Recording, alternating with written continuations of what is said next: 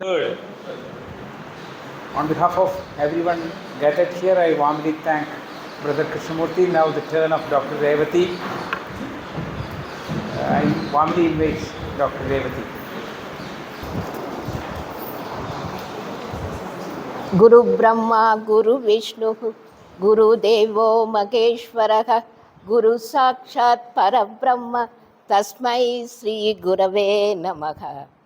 Respected organizers, chairperson, co-speaker, dear brothers and sisters, I am greatly privileged and fortunate to take part in this 100th South Indian Theosophical Conference with very important and enlightening theosophical theme, Path to Perfection. I thank the organizers for having given me this opportunity to put forth my understanding on the topic life and consciousness of a traveler on the path to perfection. We are all members of the Theosophical Society. More than that, we are students of Theosophy. And many of us here might have read volumes of theosophical literature and come to know that we members of the Theosophical Society are already on the path. We know that we must have very clear ideas about everything about the path, the way, the road, the journey, and must consider whether we are treading the path as theosophists. Second, the methodology to be adopted while traveling the path and to overcome the problems or obstacles that may confront us on our journey. For the past 3 days, we have been listening, thinking, and analyzing these two aspects of the path to perfection. The presentations have given us a clear understanding of these aspects of the path to perfection. Third, we must also think in terms of our efforts in determining the goal, ultimate destination, towards which this journey or road or path is leading. This adds to the beauty of the topic because, as our former president, Brother N. Sriram, very well pointed out to us, our realization, our experience, and to be more simple and interesting, he says, it's discovery. Our aim is to be more encouraging. He calls it our progress on the spiritual path. So, our progress to our aim and our goal is to discover. To discover simply means that a thing is already existing. We are trying to know it now. To discover means to uncover, to reveal something hidden, to draw out something from within. For this, the enormous literature of the society is readily helping us. And also, the organizers made it easy for us by recommending the following books: The Mystical Germ, Theosophical Classics, At the Feet of the Master, Light on the Path, Voice of the Silence, Masters on the Path, Freedom from the Known. These books occupy a unique position as they give directions from those who have trodden the path to those who desire to tread it. It gives directions from those who have trodden the path to those who desire to tread it. Let us understand first the words life and consciousness of the traveler on the path. The Theosophical Society has grown to be an eminent center for learning and assimilating the various basic truths enshrined in the great religions of the world. We members of the Theosophical Society are expected to live the life of a theosophist. Merely knowing the basic principles, rules, discipline to follow is not enough. The emphasis to be on the practice to apply them in our own life in order to lead on a spiritual path. Seriousness of approach is of prime importance for our progress. In the light on the path, it is said that we must walk on the path under the guidance of the light. Of course, path means the way, the road towards our goal. Our goal itself is the light, which shines both within and without beginning or end. It may be difficult to understand this statement of truth, but in the course of presentation, it will become clear. First and foremost, we must understand in our life and learn that the all-pervading light illuminates everything in this world. In this way, light is the goal and also guide to the path to reach that goal. Next, in our life, we must seek out the way, the spirit in which we should approach the path is beautifully expressed in these words. All the way through, the personality must be put aside and one must work from the point of view of the higher self. To do that is to seek the way. We are to seek this way by study of our innermost being.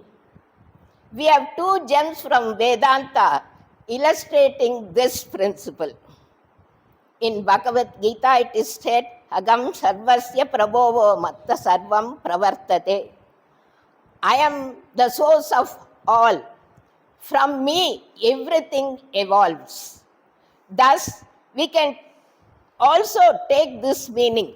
I am the light behind all creations. All of them get their luminescence from me. We also have opening sloka from Isha Vasya Upanishad. Isha Vasyam idam sarvam. All this creation is pervaded by the Lord. Next, we must regard earnestly all the life that surrounds us. To understand this statement with proper perspective, it is necessary to clarify the import of the word life. In theosophical parlance, we know that all life in the Logos to be definitely part of is life. This universal truth is expressed in all great religions more or less in the same way. While the basic principles is accepted by everyone, the acharyas differ only in peripheral details. It is sufficient to understand that there is a definite relationship between the Lord and the life. Even if you casually talk in terms of my life, your life, his life, etc., it is clear that lives are related and dependent on the great Lord. Just as a chain of pearls depends on the support given by a single thread. Mayam sarva idam protam manigana iva. Even if this life is understood only as part of nature, its relationship with any other life cannot be disputed. Nature consists of two things which have greater degree of life and things which have lesser degree of life, like animal kingdom, plant kingdom, etc., etc. The entire combination is called nature or prakriti. The prakriti is considered as the other half of Purusha, and therefore it is also worshipped by us. it naturally follows that life commands as much respect as the Lord Himself. This life is seen as the manifestation of Lord Himself. If this great principle is understood properly, then we will no longer consider the life outside and the lives which surround us as external object.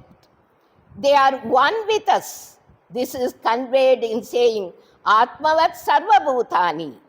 It is not simply a universal brotherhood. It is the unity of all life. We have to treat all the lives around us as our own. Our earnestness should be shown to help other beings also with sincerity of purpose. This earnestness is the cornerstone for success in spiritual life. It should be reflected in our thinking, in our speech, in our actions. If there is any shortfall in the earnestness, we will only fall from this higher level to the ground. It may take few more lives for us to set right the damage. We must show regard to the life that surrounds us. Not only that, we must look intelligently into the hearts of men. That is, how to comprehend that life with the help of our own faculties. It should be seen from absolute impersonal point of view. We are asked to shed bias that we are having in favor or against the person we are seeing. No man is treated as our enemy or as a friend. All are to be viewed without any partiality. This is not easy to practice. As long as we are in this body, our intelligence is bound to be conditioned by the experience that this body has given us.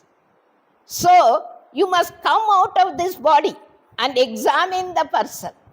It takes a lot of spiritual exercise to achieve this. Then the same intelligence will become a powerful tool to know what is going on the hearts of other men. In this context, I would like to remind you of what one of the masters of the wisdom has said. Forget yourself, but to remember the good of other people.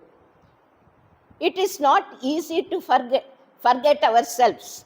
The very fact we set out to do it means thought of self. Perhaps the best way is to cultivate interest and goodwill towards every living things in all spheres of life. Then the thought of the self will slip away. Be wary of likes and dislikes. The man of the world helps the people he likes and is often unjust to the people he dislikes. But the would-be traveler aids, if he can, men and all life without any distinction whatsoever. It is towards this end Sri Ramana Maharishi first asked us to examine, who am I? Then, after separating I from the body-mind complex, and with the help of this separated I, it will be easier to examine the hearts of other men. At that stage, our own intelligent level will achieve the capacity of knowing what is going on there. This is the quality of Sarvajna or totality. This level of intelligence is called Brahman. With such a high degree of intelligence, it will be possible to look into the hearts of men. Now the question arises, what will be found in the hearts of men? Would you see their vices, the bad qualities, selfishness, anger, greed, etc.? No. You are expected to see what is there in that heart beyond all these things. For this purpose, we have got to believe that something which is most precious is hidden there. Such a belief is essential. In the same way, we should have confidence that the divine light shining within the other's heart can be perceived with some effort, even though we are not readily seeing it. Such a degree of certainty should be developed looking at the other's heart intelligently. It is here that we should have a strong faith in the words of the masters who says there is light in the other hearts.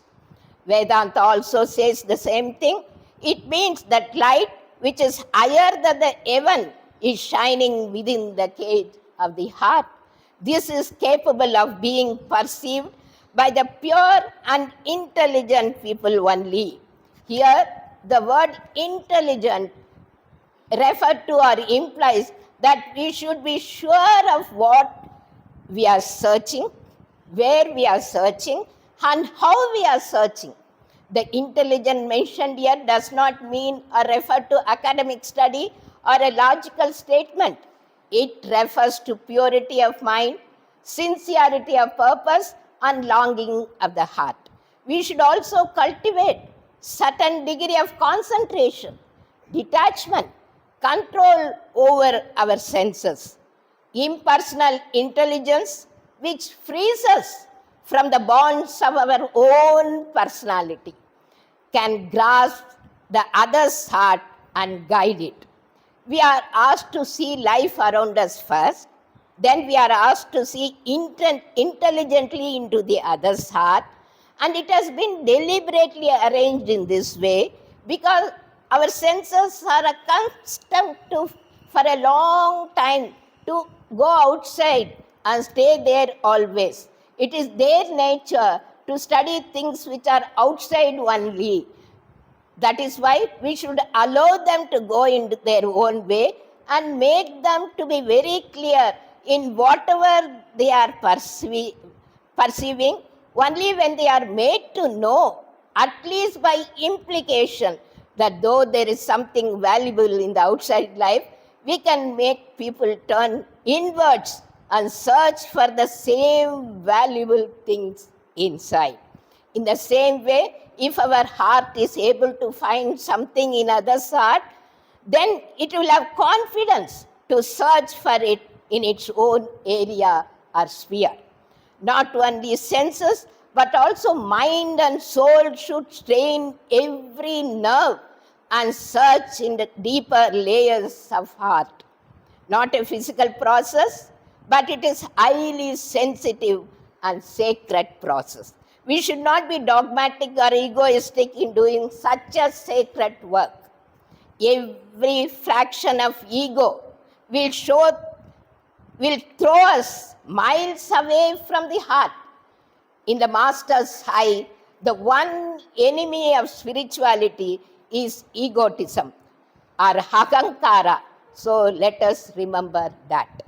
Then we must show deep respect, sincerity, humility, and we should not have diffidence because we are travelers on the path which is shown by our great ones with the help of light given by them. Such an approach is most essential to pursue divinity that is all pervading yet hidden. In Bhagavad Gita, Jagadguru Sri Krishna tells,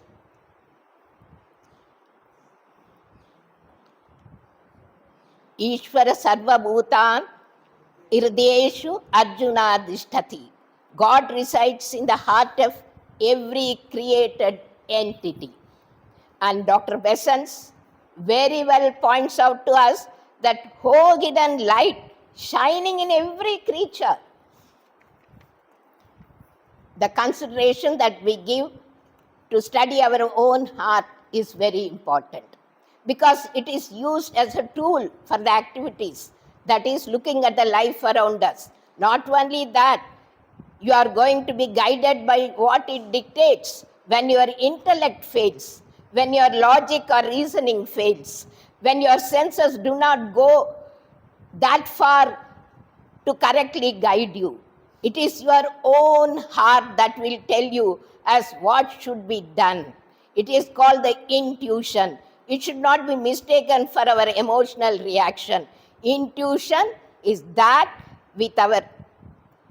which comes from within and from the divine light which is shining within the heart. For through your own heart comes the one light which can illuminate life and make it clear to your eyes. This is the light of knowledge, and this is the light of wisdom. This is the eternal light which has been guiding the universe for millions of years.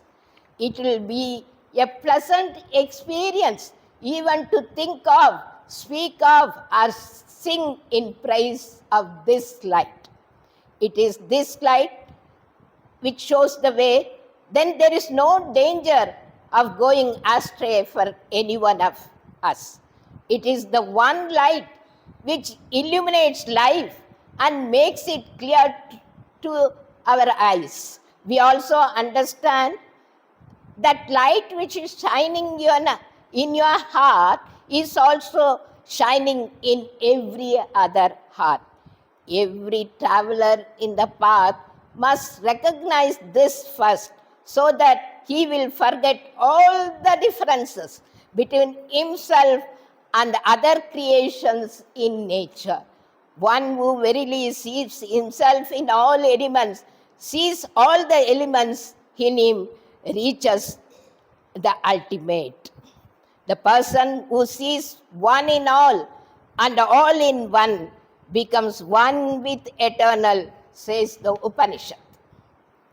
So thus, we have to realize in our life that same divine light shines in all beings in the world.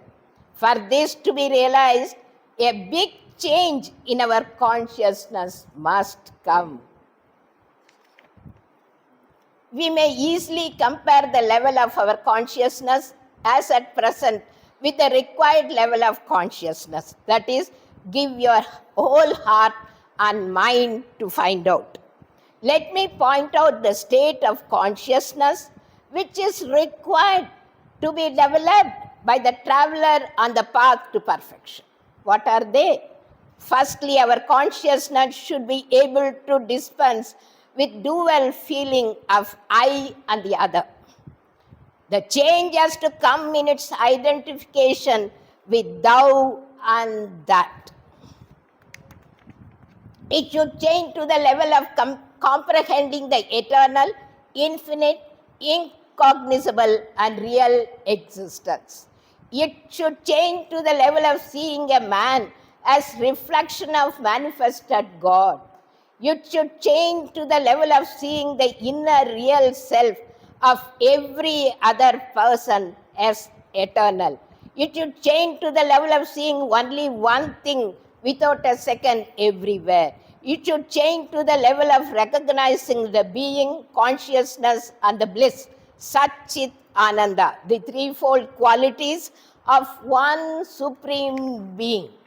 It should change to the level of recognizing the Lord dwelling in every heart. It should change to the level of recognizing that one supreme spirit is the source of life, mind, senses, ether, air, fire, water, and earth. It should change to the level of recognizing the immortal in every mortal. It should change to the level of seeing every person as belonging to different rays of the same sun. It should change to the level of seeing all beings as himself. It should change to the level of considering all his belongings as belonging to others. It should change to the level of seeing others' weaknesses as a legitimate claim for help. It should change to the level of considering everyone as his brother to whom one should do more than to himself. It should change from its self-centeredness and move towards sympathy, harmony, and unity. It should change from selfishness to altruism. It should change from strife to peace. It should change from ugliness to beauty. It should change from ignorance to wisdom. And then finally, it should change from the state of thinking itself as an individual consciousness into the state of thinking itself as a drop in the same big ocean of consciousness. It can indeed be called revolution in consciousness, and according to Sri J. Krishnamurti, he calls it choiceless awareness. So only when such a change comes, we will be able to achieve our goal with inherent strength and unfailing guidance of the masters who are ever waiting to make this possible in us. So, brothers and sisters, man in real sense is a spiritual being. So, in living the spiritual life, his being is true self. If he would tread the path, he must use all his faculties and powers, the whole of himself. What man in his essence, that he becomes, in truth, a manifestation of divine. When the disciple or traveler on the path is in this stage, he is told, "Thou art the path, be the path." Before this time, his master is to him his path. He sees divine manifesting in the master. But when the divine in him manifests, he himself is the path or way. He becomes the path in the proportion as he advances. Therefore, the whole nature of man is to be used wisely. When that is done, the divine fragment or divine seed or spark will unfold its latent powers to achieve positive life. Thus, my brothers, we must achieve our goal by traveling from lower tier, from ignorant to wisdom, from known to unknown. Asatoma sadgamaya, tamasoma jyotirgamaya, mrityur mam amridam gamaya. So, brothers and sisters, let us pray that we move from unreal to real, from darkness to light, from death to immortality. Shanti. Thank you.